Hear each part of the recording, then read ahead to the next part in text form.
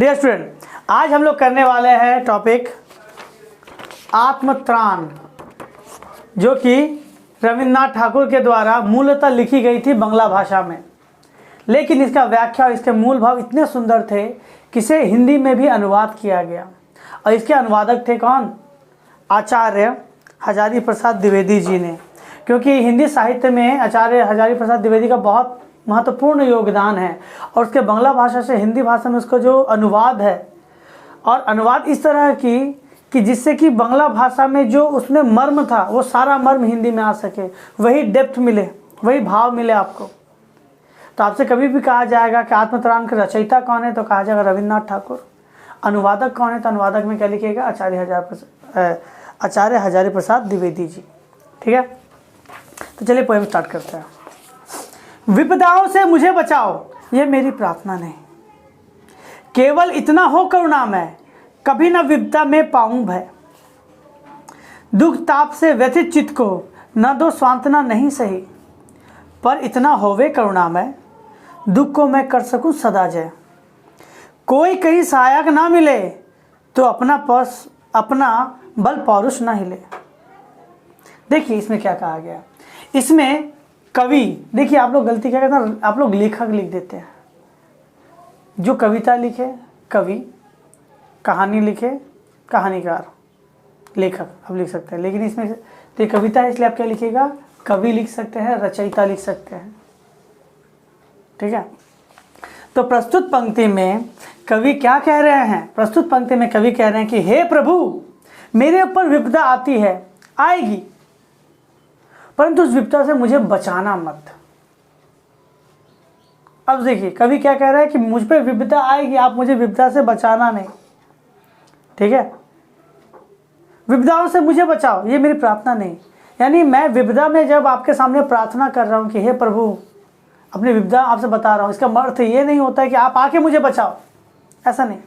केवल इतना हो करुणामय, केवल आप इतना कर दीजिए। हे करुणामय उसे कहते हैं जो दूसरे के दुख के द्रवित हो जाए और उसका दुख खत्म कर दे। तो वो क्या कर रहे हैं? ईश्वर को कह रहा है केवल इतना हो करुणामय, केवल इतना ही कर दीजिएगा हे प्रभु कि कभी ना विपदाओं में पाऊं भय, कि मैं उस विपदा से डरूं नहीं। इसका अर्थ हुआ कि अगर मुझ पे विपदा आ जाए तो मैं डरूं नहीं, मेरा साहस ना हिले, मैं कायरों की तरफ भाग ना जाऊं। मेरे अंदर इतना साहस हो कि मैं डट कर उससे लड़ सकूं, उससे जूझ सकूं।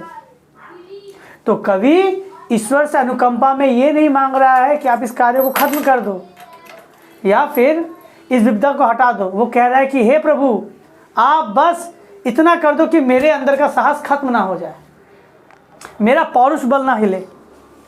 ठीक है, दुख ताप से व्यथित चित्त को ना दो सांत्वना नहीं सही।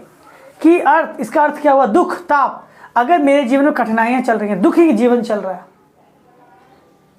ठीक है। व्यथित चित्त, चित्त मतलब होता है हृदय, मन।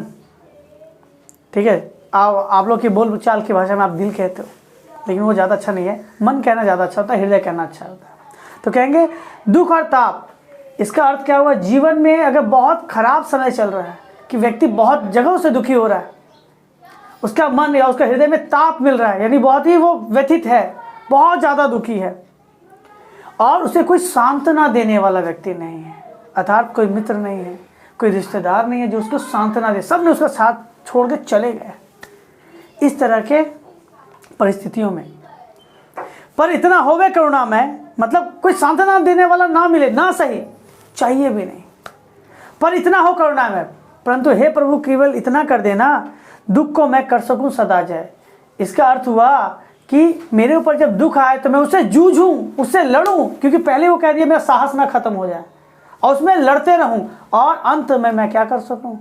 विजय प्राप्त कर सकूं। इसका अर्थ हुआ कि मेरे अंदर आशा का दीप तब भी प्रज्वलित होना चाहिए कि मैं इसे जीत सकता हूं।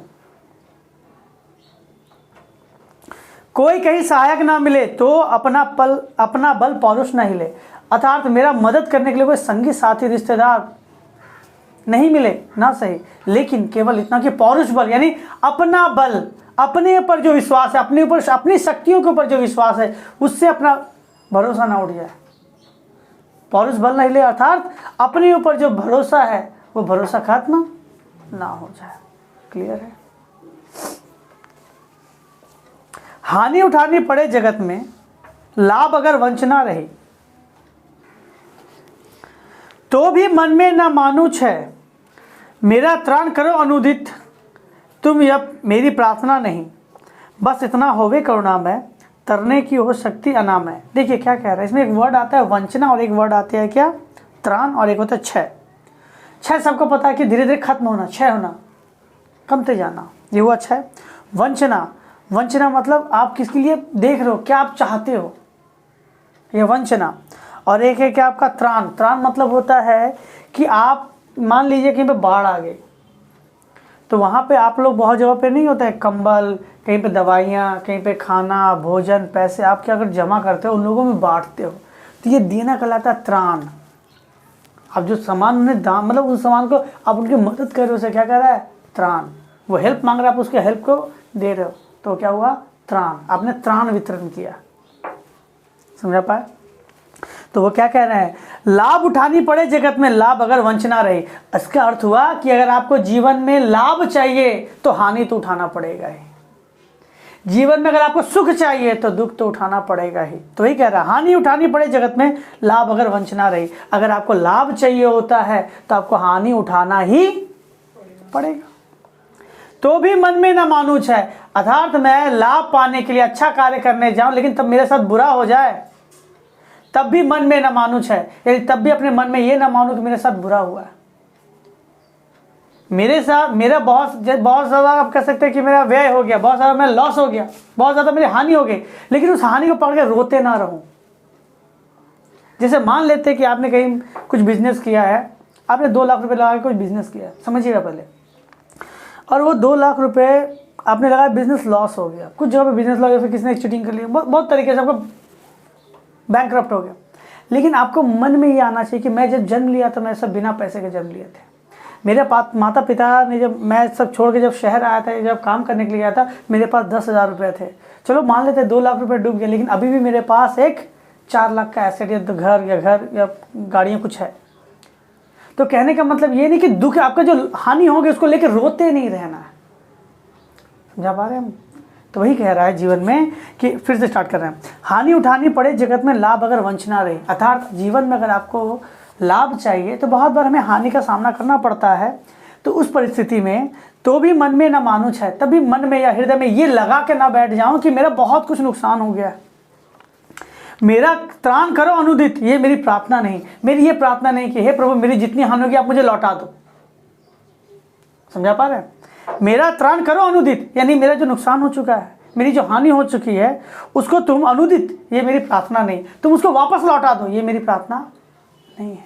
वो क्या कह रहा है तब, आपका जो हानि हो गया वो हानि नहीं मांग रहे तो क्या मांग रहे हो, बस इतना होवे करुणा है, मैं केवल इतना हो जाए प्रभु, तरने की शक्ति हो अनामय। तरने की शक्ति अर्थात वापस से मैं उससे ज़्यादा, या फिर मैं उसको अपने साहस पे ले सकता हूँ, अपने पौरुष बल पे, या फिर वो जो नुकसान हो उससे मैंने जो सीखा है उसको सीख कर मैं क्या कर सकता हूँ, बताइए, वापस से उस हानि को मैं रिकवर कर सकता हूँ। तरने की शक्ति हो नाम है, यानी मेरे अंदर इतना उत्साह हो कि बीत गई सब बात की, फिर से नया फ्रेश स्टार्ट करते हैं ना, इस तरह का विचार चाह रहा है। वो ईश्वर से नहीं चाह रहा कि हे प्रभु आप क्या करो, मेरा त्राण लौटा दो। वो क्या कह रहा है कि हे प्रभु इतना करना खाली कि मेरे अंदर शक्ति हो तरने की, कि मैं इसको ओवरकम कर लूँगा। क्लियर है या डाउट है या ना? बोलिए सुमित, ठीक है। मेरा भार अगर लघु करने को न दो सांत्वना नहीं सही, केवल इतना रखना अनुनय, वहन कर सकूं इसको निर्भय, नत सिर होकर सुख के दिन में, तब मुख पहचानूं छिन छिन में।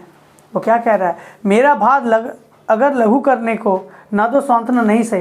देखिए इसमें क्या कह रहा है कि व्यक्ति जब दुखी होता है तो जब उससे बात कर लेते हो, आप सांत्वना देते हो, तो आप उसका दुख, आपने उसकी मदद क्या की है, आपने जो उसको बात सुन लिया है, आपने जैसे दोस्त सांत्वना दे दी, उसको पता है कि मेरे साथ कोई है, करेगा तो वो सब काम खुद ही, लेकिन उसे लगता है कि हाँ मेरे साथ कोई वेल विशर है, तो बहुत हद तक मन में क्या होता है, साहस जमता है, व्यक्ति अपने को अच्छा फील करता है। लेकिन ये क्या कह रहा है कि मेरा भार लघु करने को ना दो सांत्वना नहीं सही, अर्थात अगर कोई मेरा सांत्वना देने, मेरी कठिन परिस्थितियों में कोई मेरे साथ नहीं खड़ा होता है, कोई सांत्वना नहीं देता है।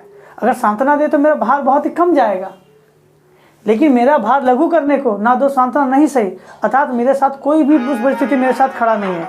ठीक है, देखिएगा, मेरा भार लघु करने को ना दो सांत्वना नहीं सही, अर्थात मेरा उस कठिन परिस्थितियों में अगर तुम मेरी सांत्वना मुझे नहीं दे तो, जिससे कि मुझे ये जो परिस्थिति है वो थोड़ी कम कठिन मालूम हो, नहीं सही, लेकिन इतना होकर, लेकिन वो क्या कह रहा है, लेकिन इतना रखना अनुनय कि केवल मुझ पर इतनी दया कर देना। ईश्वर से क्या मांग रहा है, केवल मुझ पर इतनी दया कर देना, वहन कर सकूं इसको निर्भय, कि मैं बिना डरे उस परिस्थितियों में भी आगे बढ़ सकूं। नत सिर होकर सुख के दिन में तब मुख पहचानूं छिन छिन, और जब मेरे पास अच्छा दिन आ जाए, अर्थात सुख के दिन आ जाए, इतना दुख जब ओवरकम करके आओगे तो आपके पास अच्छा दिन आएंगे, सुख आएंगे। तो जब सुख के दिन में नत सिर होकर, क्या कह रहा है कि जब मेरे पास अच्छा दिन हो, तो जनरली क्या होता है, आदमी जब अच्छे दिन आते तो किसी को पहचानता नहीं, अहंकारी हो जाता है। तो यहाँ पे कवि क्या कह रहे हैं कि जब मेरे अच्छे दिन आ जाए, सुख के दिन आ जाए, नत सिर यानी सिर मेरा हमेशा क्या हो, अनुनय या फिर विनय में झुका रहे, तब मुख पहचानूं छिन छिन में, और उससे भी मुझे इतना याद रहे कि मेरे खराब समय में किन किन लोगों ने मेरी मदद की थी। अर्थात आप ऊंचे या बड़े बन जाओ तब भी आप अपने उस मित्रों को हमेशा पहचानो, उन सगे संबंधियों को हमेशा पहचानो जिसने आपकी खराब समय में आपकी क्या की थी, मदद की थी, और जब आपका अच्छा समय आया तो आप उसकी मदद कर सको। अर्थात अपने आप को अहंकार से दूर रखने की बात कर रहा है। कठिनाइयों को पार करने के बाद जब उसके साथ अच्छा समय आ रहा है तो वो प्रभु से अर्थात ईश्वर से वो कृपा मांग रहा है कि हे प्रभु, केवल इतना करना कि मेरे अंदर अहंकार की भावना ना जन्म ले पाए। दुख रात्रि में करे वंचना मेरी, जिस दिन निखिल मही, उस दिन ऐसा हो करुणा मैं, तुम पर करूँ नहीं कुछ संशय। वो क्या कह रहा है कि दुख की रात में, कहते हैं ना सुख आने से पहले दुख की कड़ी रात, बड़ी लंबी सी रात आती है, तो वही कह रहा है दुख की रात्रि में करे वंचना मेरी, जिस दिन निखिल मही। वो क्या कह रहा है, जिस दिन में यानी अच्छे समय में भी अगर बुरा दिन आ जाए, यानी अच्छा समय के रहते रहते ही बहुत बुरा समय आ जाए, तो हे प्रभु केवल इतना हो करुणा मैं, कि हे प्रभु केवल इतना हो जाए कि तुम पर करूँ नहीं कुछ संशय, कि मेरे मन में कभी भी हे ईश्वर आपके प्रति खराब व्यवहार ना आए, कि भगवान मुझे देखता नहीं है, भगवान ने मेरा साथ छोड़ दिया, या भगवान जैसी वस्तु नहीं होती। तो वो कह रहा है कि हे प्रभु कुछ भी हो, मेरे हृदय में आपके लिए आस्था हमेशा बनी रहे। यही कह रहा है आत्मत्राण में। तो पूरा कहानी देखिए, पूरी जो कविता दी गई, पूरी कविता में वो ईश्वर से क्या मांग रहा है, साहस, निडरता, पौरुष बल, आत्मविश्वास, और यह भी ईश्वर से कह रहा है कि हे प्रभु आप मेरा ये जो हानि है, परिस्थिति आपसे ठीक मत कर दो, आप बस मुझ में साहस दो, और अच्छे दिन आए तो अहंकार ना आ जाए, और अच्छे दिन में फिर से अगर बुरा समय आ जाए तो मैं ये ना कहूँ कि ईश्वर नहीं होता, मेरे हृदय में आपके लिए प्रेम वैसा का वैसा ही बना रहे। पूरे कविता में यही कहा गया। आई होप आपको समझ आया होगा। ठीक है।